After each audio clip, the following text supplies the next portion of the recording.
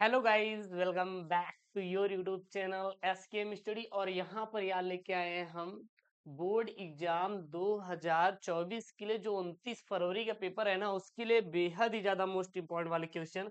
और इस वीडियो के द्वारा आपका इस वीडियो के द्वारा 30 नंबर बिल्कुल आपका क्या हो जाएगा, पक्का होगा। इसलिए आप इस वीडियो को क्या करिए, पूरा का पूरा देखिए और एक बार अपने दोस्तों के साथ क्या कर देंगे, शेयर कर देंगे, दबा कर शेयर करेंगे, ठीक है ना। तो यहाँ पर हम बायोलॉजी का लेकर आएंगे, बायोलॉजी हिंदी। पहले तो हिंदी है 22 फरवरी के, और उसके बाद क्या है 29 फरवरी को आपका बायोलॉजी का पेपर है। फिर 2 मार्च का इंग्लिश का है, 4 मार्च का आपका फिजिक्स का है। उसके बाद क्या है 7 मार्च का आपको केमिस्ट्री का, फिर उसके बाद इंग्लिश खत्म। पूरी पूरी जो आपका 12th का पेपर है साइंस वालों का खत्म हो जाएगा, बचेगा आर्ट वालों का, ठीक है ना। चलिए देखिएगा, अगर कुछ निर्देश देखें तो निर्देश में क्या दिया रहेगा पता है। प्रारंभ के जैसे 15 मिनट आप प्रश्न पत्र को पढ़ेंगे। उसके बाद जो रेखांकित चित्रों की व्याख्या आपको चित्रों के माध्यम से करना है, यही सब आपको यहाँ पे दिया गया है। इसे बहुत ज्यादा कोई दिक्कत नहीं होगा, इसको छोड़ सकते हैं, स्किप कर सकते हैं हम लोग। यहाँ सबसे पहले हम लोग बात करेंगे बहुविकल्पी प्रश्न की। किसकी? बहुविकल्पी प्रश्नों की बात करेंगे। बहुविकल्पी प्रश्न ये आपके बोर्ड में कितने नंबर का आता है? तो ये आपके बोर्ड में एक एक नंबर का आता है। कितने नंबर का? एक एक नंबर का। जैसे यहाँ पर है आपका, सही विकल्प चुनकर अपनी उत्तर पुस्तिका में लिखिए। आवृतबीजी पौधों का भ्रूणपोष होता है। जो आवृतबीजी पौधे होते हैं उनका भ्रूणपोष सदैव व सदैव कैसा होता है? तो आप इसका सही ऑप्शन दे सकते हैं त्रिगुणित। कैसा होता है? त्रिगुणित। जो आवृतबीजी पौधे होते हैं इनका भ्रूणपोष कैसा होता है? इनका सर जो भ्रूणपोष होता है वो त्रिगुणित होता है। सदैव सदैव क्या होता है? त्रिगुणित। आप लोग रट डालिए या तैयार कर लीजिए, कुछ भी करिए, लेकिन आपका क्या होना चाहिए? तैयार होना चाहिए, ठीक है। उसके बाद अगला प्रश्न है यहाँ पे, मंगोली जड़ता किसके कारण होता है? जो मंगोली जड़ता रोग होता है इसे ही क्या बोलते हैं? डाउन सिंड्रोम भी बोला जाता है। क्या बोला जाता है? डाउन सिंड्रोम भी बोला जाता है। डाउन सिंड्रोम भी इसी को कहा जाता है। अगर कोई डाउन सिंड्रोम बोले या फिर बोले आपका मंगोली जड़ता, तो मंगोली जड़ता रोग किसके कारण होता है? तो वो होता है इक्कीसवीं जोड़ी के अलिंग सूत्रों की एकाधि सूत्रता कारण होता है। किसके द्वारा? इक्कीसवीं जोड़ी के जो अलिंग सूत्र होते हैं उसमें एकाधि सूत्रता हो जाती है, उसके कारण मंगोली जड़ता होता है। अब ये गुरुजी एकाधि सूत्रता क्या है? एकाधि सूत्रता मतलब एक गुणसूत्र की वृद्धि हो जाना। क्या? एक जो गुणसूत्र होता है, गुणसूत्र की वृद्धि होना ही क्या कहलाता है? एकाधि सूत्रता कहलाता है। लेकिन गुरु 21वीं जोड़ी नहीं समझा। देखिए, कोई भी मेल है या फिर कोई क्या है, फीमेल है, इन दोनों में 23 जोड़ी गुणसूत्र पाए जाते हैं। कितने जोड़ी? 23 जोड़ी। बात करें तो कुल 46 गुणसूत्र आपके पाए जाते हैं। 1 से लेकर 22 जोड़ी गुणसूत्र क्या होते हैं? मेल और फीमेल दोनों में क्या होते हैं? समान होते हैं। इसे ही हम लोग अलिंग गुणसूत्र कहते हैं। क्या बोलते हैं? अलिंग। इनसे केवल देह का निर्माण होता है। लेकिन लास्ट का जो 30वां जोड़ी होता है वो आपका मेल फीमेल दोनों में अलग होता है। मेल में क्या होता है? एक्स वाई, फीमेल में एक्स एक्स होता है। इसे क्या कहते हैं? लिंग गुणसूत्र कहते हैं। क्या कहते हैं? लिंग गुणसूत्र कहते हैं। तो 21वीं जोड़ी किसमें आ रहा है? 1 से 22 में। इसीलिए क्या है? अलिंग गुणसूत्र। इसमें क्या हो रहा है? एक गुणसूत्र की वृद्धि हो जाती है, जिसके कारण 46 के स्थान पर कितना हो जाता है? 47 हो जाता है। कितना हो जाता है? 47 हो जाता है। इसी कारण मंगोली जड़ता रोग होता है। ये बार बार आपके पेपर रिपीट किया जाता है। आप लोग इसे क्या करिए, तैयार कर लीजिए। बहुत ही क्या है आपका इंपॉर्टेंट है। उसके बाद अगला प्रश्न है यहाँ पे, डेंगू जिसे हम लोग हड्डी तोड़ बुखार के नाम से जानते हैं, डेंगू अगर हो जाए तो व्यक्ति की मतलब ये समझ लीजिए कि प्लेटलेट्स डाउन हो जाता है, और अगर उनका समय पे इलाज नहीं किया गया तो उनकी क्या हो जाती है? मृत्यु हो जाती है। तो डेंगू हड्डी तोड़ बुखार का वाहक क्या होता है? तो जो मादा एडीज मच्छर होती है, क्या होती है? मादा एडीज मच्छर होती है। मादा एडीज मच्छर होती है। ये क्या करती है? ये हड्डी तोड़ बुखार का क्या होता है? वाहक होता है। क्लियर है? ये आप तैयार कर लीजिएगा, ठीक है ना। जो ना समझे आप लोग कमेंट बॉक्स में छाप दीजिएगा। हम उसको आप लोग समझाते चले जाएंगे, आप बिल्कुल परेशान मत होइए। अनुवांशिकतः रूपांतरित पौधा है, अनुवांशिकतः रूपांतरित पौधा कौन सा है? तो यहाँ देखिए, बीटी कपास, बीटी मक्का, गोल्डन राइस, इनमें से सभी। तो यहाँ पे लिखा है बीटी मक्का, ये आपका गलत है, बल्कि अनुवांशिकतः जो रूपांतरित पौधे होते हैं उसमें आपका बीटी कपास भी आ जाएगा, बीटी मक्का भी आ जाएगा और गोल्डन राइस भी आ जाएगा। यानी कि ये सभी आपके क्या हो जाएंगे? राइट ऑप्शन हो जाएंगे। देखिए, बीटी और बीटी कपास, बीटी मक्का तो बिल्कुल बिल्कुल फिक्स है। गोल्डन राइस थोड़ा थोड़ा देख लीजिएगा, लेकिन ये मुझे इसमें कंफ्यूजन हो रही है, आप थोड़ा ध्यान दीजिएगा इस पर। लेकिन ये तो आपके 100% श्योर है, इसको तो में भी हो सकता है, इसलिए यहाँ पे मैं आपको चौथा वाला राइट ऑप्शन सजेस्ट करूंगा। उसके बाद यहाँ पे आपका निश्चित उत्तरीय प्रश्न है, निश्चित उत्तरीय प्रश्न है। देखिए, निश्चित उत्तरीय प्रश्न भाई साहब एक एक अंकों का आएगा पेपर में, 1 से 2 अंकों का ये आपके पेपर बन जाते हैं, वो एग्जामिनर के ऊपर है। कभी आपका 1 नंबर का बना देंगे, कभी आपका 2 नंबर का बना देंगे। क्या कर सकते, कुछ कर सकते एग्जामिनर चाचा का? बिल्कुल गुरुजी, कुछ भी चाचा का नहीं कर सकते। तो हम क्या कर सकते हैं? केवल केवल गुरुजी हम प्रश्नों का अच्छे से उत्तर दे सकते हैं, ठीक है। दूसरा का यहाँ पे अनिषेक फलन क्या है समझाइए, मतलब कि अनिषेक फलन होता क्या है, बात समझिएगा। अनिषेक फलन का मतलब होता है कि सामान्यतः पुष्पीय पौधों में परागण एवं निषेचन की क्रिया के बाद बीजांड से बीज तथा अंडाशय से क्या बनता है? फल का निर्माण होता है।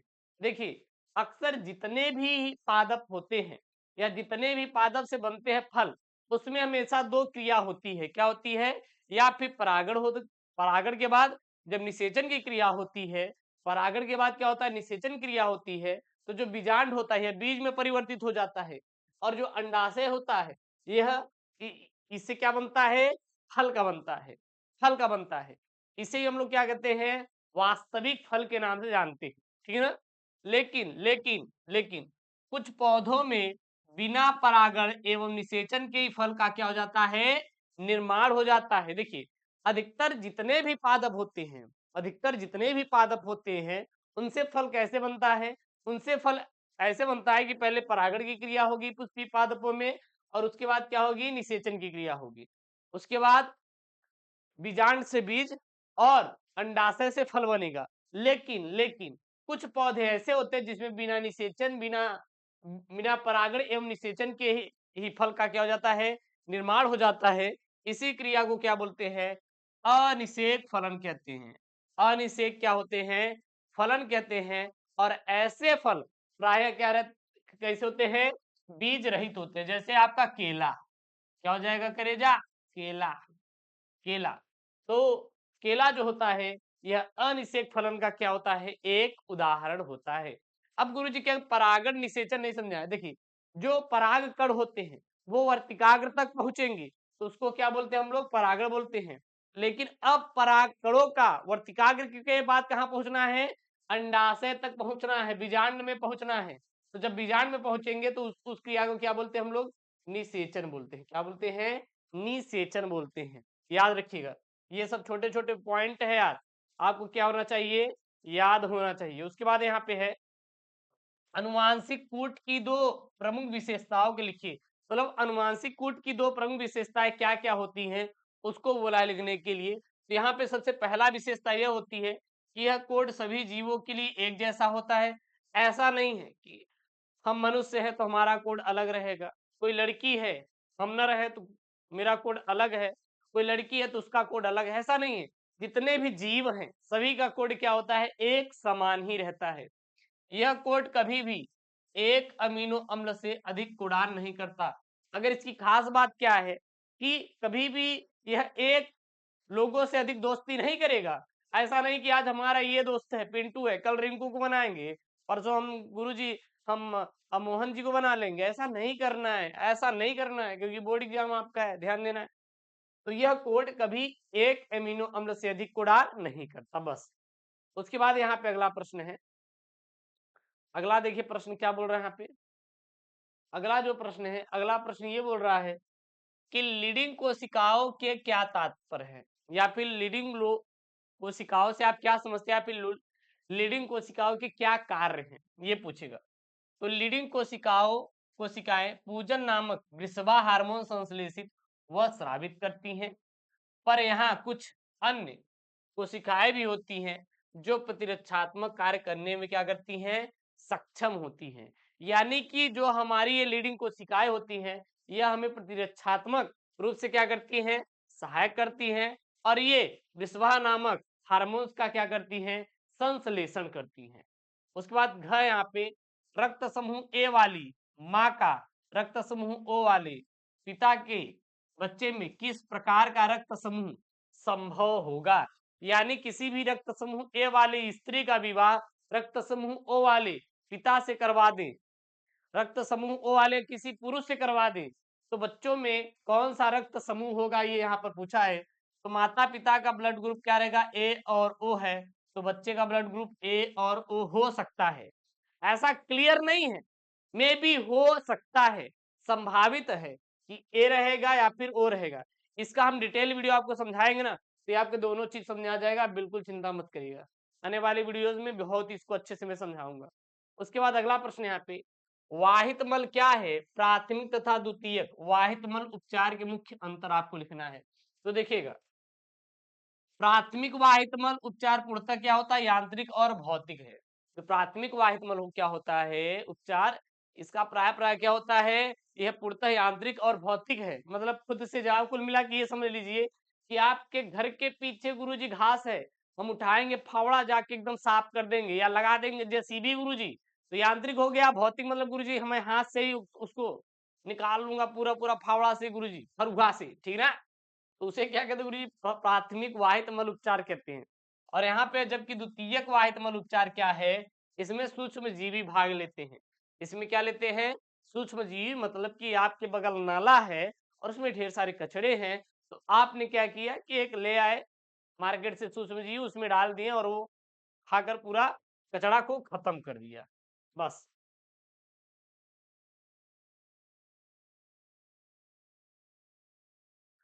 इसके बाद आपका आएगा अति लघुत्तरी प्रश्न। क्या आएगा, अति लघुत्तरी प्रश्न।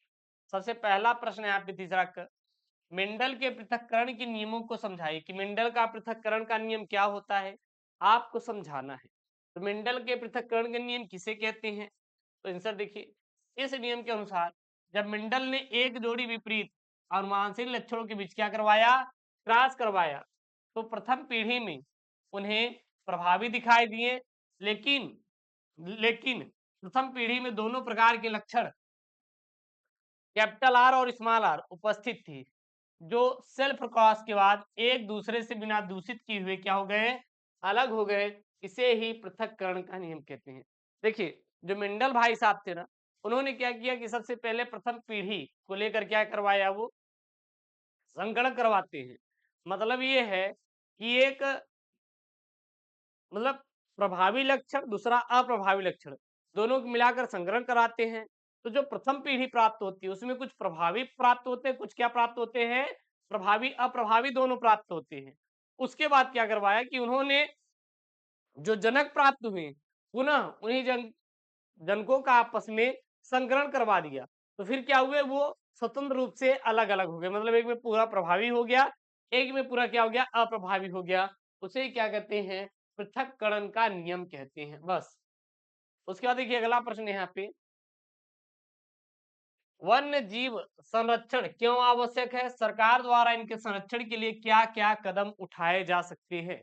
मतलब जो वन्य जीव संरक्षण है, यह क्यों इतना इंपॉर्टेंट है और सरकार द्वारा इसके लिए क्या क्या कदम उठाए जा सकते हैं, ये यहाँ पर प्रश्न पूछा है। तो जैव विविधता संरक्षण के अनेकानेक प्रत्यक्ष व परोक्ष लाभ है। मतलब डायरेक्ट भी है और इनडायरेक्ट भी इसके क्या है, प्रॉफिट है। सभी लाभों का अपना महत्व है, यानी जितने भी एडवांटेज हैं सबका अपना अपना क्या है, इंपॉर्टेंस है।